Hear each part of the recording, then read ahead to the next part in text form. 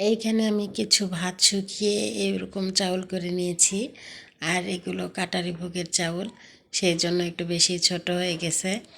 যাই হোক, এখানে একটা টিস্যু দিয়ে একটা বাটিতে রেখে দিলাম। এগুলো আমি তেলে ভাজতে চলে আসলাম। তো দেখেন, তেলে ভাজছি, আর আমার ছাঁকনিটা মনে হয় একটু ছোট, মানে বড় হয়ে গেছে ফাঁকাটা, সেই জন্য বের হয়ে যাচ্ছে।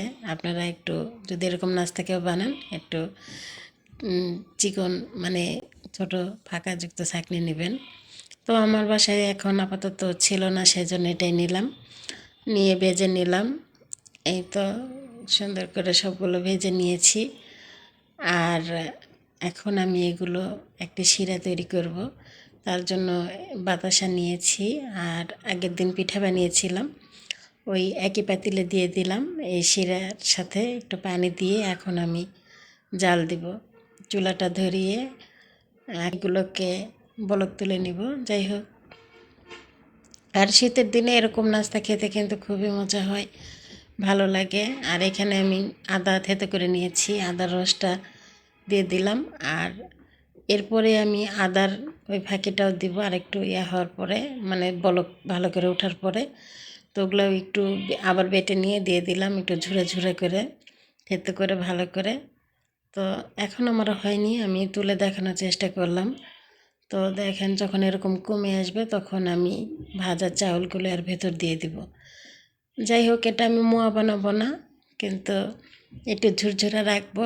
আর এটা খেতে আমার কাছে বেশি মজা লাগে, লেপের ভিতর বসে থেকে শুধু মুড়ি খালি না চাবিয়ে যদি এরকম করে একটা নাস্তা বানানো যায়, তাহলে কিন্তু ভীষণই মজা হয়। আদা তো আমাদের হজমের জন্য খুবই ভালো। যাই হোক, আমি মিশিয়ে নিলাম সুন্দর করে। মেশানো হয়ে গেলে এই দেখেন, ঠান্ডা হলে খুবই মুচমুচা হয়, আর একটা বক্সে রেখে দিলেও অনেক দিন ভালো থাকে। তো আপনারা চাইলে ঠান্ডায় কাজ না করে মাঝে মাঝে এটা বানিয়ে রাখতে পারেন, অনেক কয়দিন চলে যায়। শীতের সময় তো কেউ না কেউ কিছু খেতেই চায়, তো এরকম একটি নাস্তা হলে কিন্তু মন্দ হয় না। আমার তো খুবই মজা লাগে, আমার বাসায় সবাই পছন্দ করে। আর আদার এগুলো যখন কামড় দিয়ে মুখে পড়ে তখন তো আরও বেশি ভালো লাগে। যাই হোক, একটা বাটি নিয়ে নিলাম, এতগুলো তো একসাথে খাওয়া যায় না, তো আমি রেখে দিব কিছু। এই তো এগুলো বাটিতে ভরে এখন রাখবো। আপনারা চাইলে এইভাবে ভাত নষ্ট না করে আমার মতো এভাবে বানিয়ে খেতে পারেন। তো ভিডিওটি ভালো লাগলে শেয়ার করবেন, লাইক কমেন্ট অবশ্যই করবেন। আর সবাই ভালো থাকবেন। আল্লাহ হাফেজ।